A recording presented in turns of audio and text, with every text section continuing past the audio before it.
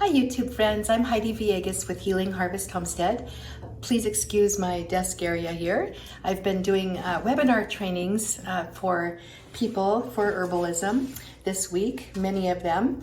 And I just wanted to say, if you're interested in starting your herbalism journey, my Ditch the Drugstore Family Herbalist course is opening next week officially. I would love to have you join us. I will leave a link in the comments below so that you can check it out. But right now, today, we're going to talk about, very quickly, are essential oils sustainable? Because this question has come up twice in the last few webinars that I did in the past week or so for people. And I just want to talk about this. I thought, you know what, this has come up a couple of times. It's actually something that I have thought about as well. And I want to say what my opinion is. And my answer is yes and no.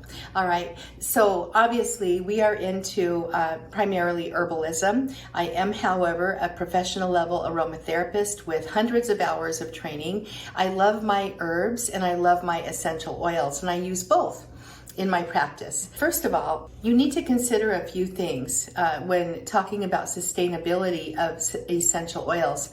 The first thing is the plant itself, okay, and the amount of plant matter that it takes to obtain essential oils.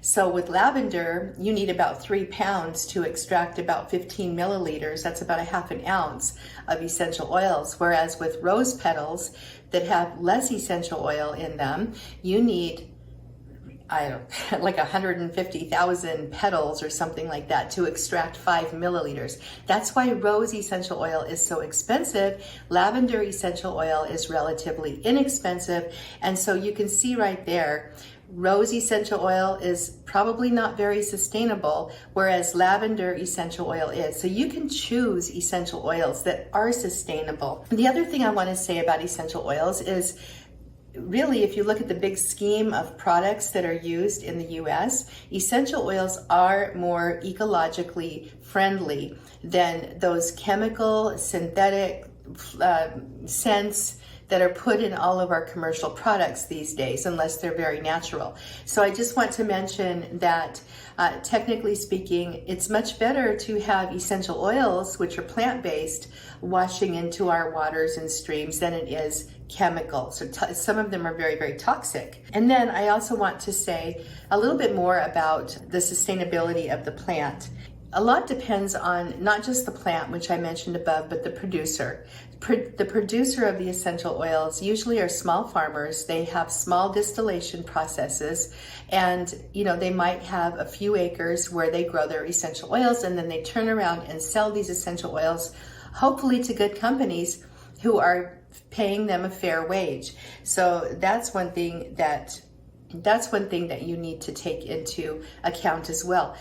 One of the things I like to consider when looking into the farms that distill essential oils is, what are they doing with the plant matter afterwards? Are they reusing the materials? For example, lavender stems can be bundled and used as smoke sticks. You can do a lot of things to reduce the waste of the plant. Now, if it's a massive herb farm that's growing these for essential oils, it's very likely that there's a lot of plant waste. So I think being aware of how a company sources their oils is very, very important too. Another thing to consider is in the growing condition, are the plants enhancing the soil? Like, you can grow lavender, for example, you cling to lavender a lot, but you can grow lavender on a rocky hillside and actually improve the soil by growing it there. And the other thing is, you could just have fields and fields of it, which is monocropping, which can actually damage the soil and the environment depending on the plant and depending on the growing process. So these are all things to understand. One last thing when considering the plant is the endangered status of the plant. Some plants are not endangered at all. Other plants are very endangered, and some, like frankincense, might become extinct in the next 50 years or so if measures aren't put in place to basically help them to revive themselves. So when we're talking about plants like the leafy greens, like the mints, for example, lavender, sages, rosemaries, those are relatively sustainable. They are high in abundance and they yield a lot of essential oil per pound of plant matter, so they are more sustainable. But then if you look at a tree, for example, sandalwood is one where the whole entire tree has to be killed because it's the heartwood that's used for the essential oil. Frankincense is another one where they put deep cuts into the plant and they extrude the resin that comes out, and that is the portion that they use for the essential oil.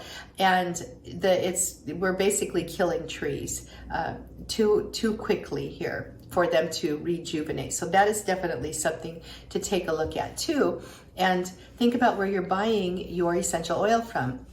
Are you buying it from a sandalwood farm where they've got sustainable practices in place and a plan to rejuvenate those trees? Or is it from the wild where they're being decimated? So be asking these questions in your mind, super important. Finally, I just want to mention, sustainability-wise, essential oils require tiny little amounts to be effective because they're so potent and because they're so powerful.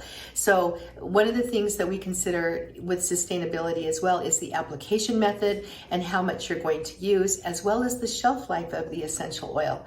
So if you're only using a few drops at a time, and you've got this is a 15 milliliter bottle right here, about a half an ounce, and you know that you've got a 2 to 5 year shelf life on your essential oil, well, this is a very sustainable product, especially if it's made or coming from a plant that is high in abundance, like this thyme essential oil is. So it really depends on a lot of different factors as to whether or not essential oils are sustainable. I personally believe that for your medicine chest, you need maybe 11. And I'll put a link to my video where I talked about the 11 essential oils that I consider must-haves for your home medicine chest, but you don't need a lot of them. You don't need this massive collection. You need the ones that your family needs, and then you need to understand the shelf life of them, and you need to know how to use them. So I am Heidi Villegas with Healing Harvest Homestead. I have a free gift for you below, as well as a link to my Ditch the Drugstore Family Herbalism course. I'd love to have you take a look at the information page and think about joining us in this next open round. I'm only going to open it one more time this year, and this is a good time to hop on with us. You do own the course materials for life, and you can go back to them at any time. You can also go through any future rounds, and it's just a great time to hop in and start your herbal journey, because if you don't do it now, when are you going to do it? Right? Take action right now.